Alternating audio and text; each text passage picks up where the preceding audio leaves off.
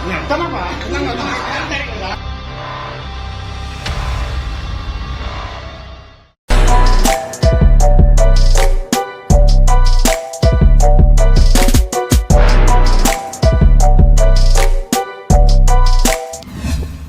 Halo guys, thank you udah balik lagi di Kekuatan Jahat. Nah, kali ini gue seneng banget nih guys, setelah beberapa minggu pencarian pelaku korban pembunuhan Nia Kurniasari akhirnya terungkap juga guys. Dan pelaku ditangkap dengan cara yang sangat keren tentunya. So ikuti terus cerita kali ini. Dan jangan lupa kalian yang belum subscribe agar subscribe channel ini dan enjoy your watch. Aja lali loh. Apa? Subscribe! Nia Kurniasari, gadis berusia 18 tahun, penjual gorengan keliling, ditemukan tewas terkubur di dalam tanah di kawasan Gubuk, Kecamatan 2x11, Kayu Tanam, Padang Pariaman, Sumatera Barat. Korban ini ditemukan dengan tangan kondisi terikat dan tanpa busana. Saat ini Polres Padang Pariaman telah berhasil mengungkap pelaku pembunuhan Nia tersebut. Satreskrim Polres Padang Pariaman menerjunkan tim Gagak Hitam dan dibantu dengan unit K9 serta dipertebal dari tim gabungan dari Polda Sumatera Barat, kini tengah memburu terduga pelaku pembunuhan gadis penjual gorengan tersebut ya guys. Jadi kronologi hilangnya korban, awalnya korban ini dinyatakan hilang pada Jumat 6 September 2024 sore. Nia pada hari itu menjalankan rutinitasnya berkeliling kampung dengan berjalan kaki menjajakan gorengan guys. Biasanya Nia berjualan dari pukul 16 hingga pukul 18 WIB. Kemudian pada hari kejadian, Nia hingga pukul 20 titik kacamata tak kunjung pulang ke rumahnya guys. Hal itu membuat keluarganya khawatir dan langsung mencari keberadaan Nia pada Jumat 6 September 2024 sampai malam. Saat itu pencarian dilakukan keluarga bersama warga dari Jumat malam hingga Sabtu tanggal 7-nya ya. Namun upaya tersebut tidak kunjung membuahkan hasil. Hingga Minggu tanggal 8 September 2024, warga bersama aparat menemukan barang-barang milik korban lewat anjing pelacak atau K9 ya. Pihak kepolisian juga berhasil menemukan barang bukti baru, yakni baju kaos lengan panjang warna hitam. Kaos itu ditemukan di aliran sungai dekat lokasi jasad Nia Kurniasari yang dikubur tanpa busana. Tidak jauh dari penemuan itu ditemukan kembali baju, celana, hijab, dan barang lainnya yang melekat pada korban saat hilang beberapa saat sebelum jenazah ditemukan di semak-semak. Berbekal dengan petunjuk tersebut, pencarian pun difokuskan hingga akhirnya ditemukan gundukan tanah merah. Setelah digali, tubuh korban pun ditemukan dalam kondisi tangan terikat tanpa mengenakan busana guys. Nah, sebelum ditemukan jasadnya Nia Kurniasari, kakaknya ini pernah didatangi oleh Nia Kurniasari lewat mimpi guys. Jadi waktu itu kakak Nia mengatakan, jadi di mimpinya itu Nia itu memanggil-manggil kakaknya, meminta tolong agar dibantu karena ia tidak bisa pulang. Kemudian kakaknya ini hanya menjawab, "Sini." Tapi itu hanya mimpi ya. Kemudian keesokannya baru ditemukanlah jasad Nia tersebut. Ibu korban Nia mengatakan bahwa anaknya selama ini menjadi tulang punggung keluarga guys. Karena ayah dan ibunya sudah lama berpisah, sementara ibunya yang juga jualan gorengan keliling kadang tak bisa berjualan karena sakit. Berbeda dengan rata-rata remaja seusianya yang bisa asik bermain dan berkuliah, Nia ini harus berjualan gorengan setiap sorenya. Namun gorengannya ini bukan dari hasil ia memasak sendiri atau modal sendiri ya. Jadi ia menjualkan gorengan milik tetangganya dan dia hanya mendapatkan beberapa persen aja dari penghasilan penjualan tersebut. Kemudian guys, terkait dengan kronologi pengungkapan kasus tersebut. Jadi upaya pemburuan terhadap pelaku ini beredar di media sosial, diunggah di Instagram @mata_rakyat_sumbar yang memperlihatkan detik-detik Polres Padang Pariaman memburu pelaku dengan turunkan anjing pelacak. Jadi K9 ini dikerahkan ke beberapa titik tempat kejadian perkara untuk mencari bukti menangkap pelaku tersebut. Penyisiran ini melibatkan tim gabungan serta masyarakat. Sejumlah titik yang diduga merupakan tempat pelarian tersangka didatangi polisi hingga akhirnya menemukan jejak pelaku.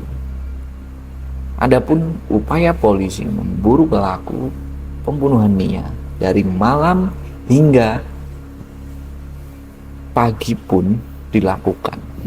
Kemudian lewat anjing pelacak tadi, pihak kepolisian telah menemukan sendal dan baju pelaku guys.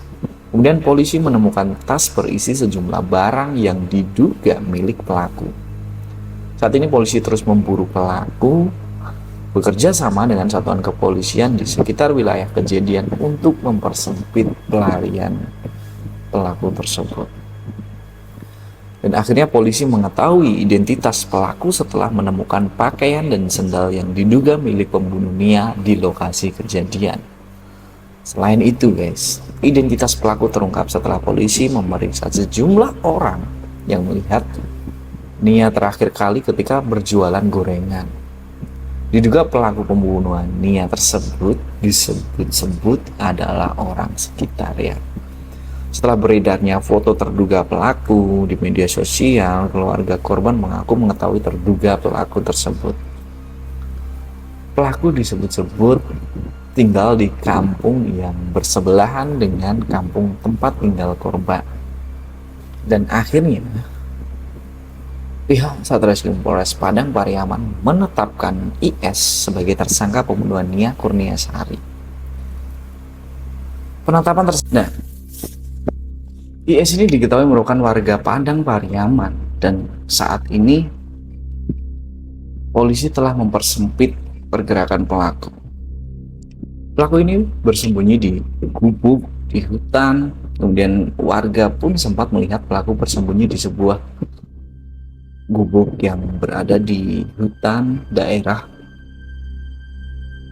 tempat tinggal Nia tersebut ya. Dan akhirnya setelah polisi pun mendatangi gubuk tersebut, ternyata pelaku sudah melarikan diri dan hanya menemukan tas milik pelaku. Kemudian setelah berhari-hari diburu hingga muncul dugaan bahwa pelaku bersembunyi di dalam hutan, IS akhirnya ditangkap saat bersembunyi di sebuah rumah yang sudah kosong lama guys.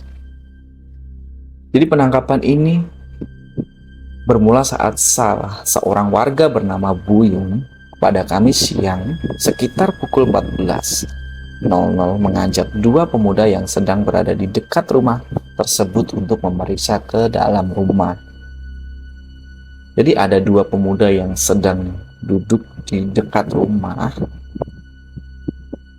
Saya ajak buat periksa dua rumah yang tidak ada penghuninya tadi ya, kata si Buyung tadi.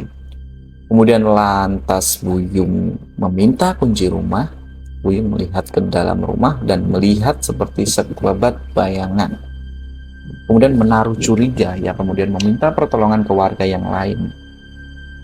Barulah ketahuan jika itu memang si IS. Merasa terjebak, IS mencoba berupaya melarikan diri. Tapi posisinya sudah terkepung warga Jadi warga yang segitu banyaknya sudah menghindari sekeliling rumah kosong tersebut ya. Dan sekitar 20 menit kemudian, personel Polres Padang Pariaman datang ke lokasi rumah untuk mengamankan pelaku. Masa sempat berusaha masuk ke dalam rumah untuk menangkap Indra. Tak lama IS akhirnya diturunkan dari dalam loteng. Masa yang sudah emosi tadi guys, dan ingin membalas dendam, mencoba mendekati pelaku dan hendak memukul. Tak ingin situasi tambah kacau, akhirnya polisi beberapa kali mengeluarkan tembakan peringatan untuk mengurai massa. Tapi massa terus mencoba untuk mendekati pelaku. Pelaku kemudian dibawa petugas masuk ke dalam mobil Avanza hitam untuk dibawa ke kantor Polres. Dan meski sudah diamankan di dalam mobil, warga tetap ingin menghakimi sendiri pelaku pembunuhannya tersebut. Kemudian masa beberapa kali juga menghadang mobil yang membawa pelaku guys. Bahkan sempat terjadi cekcok antara warga dan polisi. Nah, bahwa profil tersangka ini adalah seorang residivis yang tahun 2013 pernah berurusan dengan pihak kepolisian terkait pencabulan, dan tahun 2017 berkaitan dengan peristiwa pidana berkaitan narkoba. Jadi motif pelaku ini guys, dalam pemeriksaan awal terungkap biasanya berniat memperkosa. Namun ketika tersangka melancarkan aksinya, korban melawan sehingga tersangka menyekap hingga korban meninggal dunia. Jadi IS tersebut sudah ada niatan sebanyak 3 kali terhadap korban. Kemudian tepat di tanggal 6 korban melakukan aksinya guys. IS mengikuti Nia lalu menghadang dan menyekapnya. Saat menghadang, IS sudah menyiapkan tali rafia merah untuk mengikat Nia agar memudahkan niat memperkosa Nia. Dan IS ini menurut pengakuannya ia tidak merencanakan untuk membunuhnya, hanya untuk memperkosanya. Namun situasi berubah ketika Nia melawan. Akibatnya IS menyekap selama 6 menit hingga Nia tidak sadarkan diri. Dan setelah Nia sudah tidak sadarkan diri, IS memperkosa Nia dan langsung menguburkannya dalam kondisi yang terikat tadi dalam waktu yang singkat, sekira sampai pukul 19.30 ya guys. Kemudian sekitar pukul 20.00 tersangka IS pulang ke rumah dan mengganti pakaian yang sudah kotor dan basah akibat hujan. Jadi itu tadi ya guys yang dapat gue ceritain kali ini. Begitu sadisnya pelaku IS ini yang begitu kejam melakukan aksinya. Jadi mungkin IS ini memang dari kejiwaannya pun dia sudah mempunyai niat yang benar-benar sadis ya, dari kasus-kasus sebelumnya yang pernah menjadi residivis terkait pencabulan dan narkoba. Nah, bagi kalian agar memikirkan dulu lah sebelum kalian bertindak, jangan gegabah. Jadi pihak kepolisian akan selalu memburu pelaku-pelaku yang tidak mempunyai otak, mempunyai niat kriminal yang tinggi. Oke, thank you udah pantengin terus kekuatan jahat. Gue Sukirin, salam kekuatan jahat.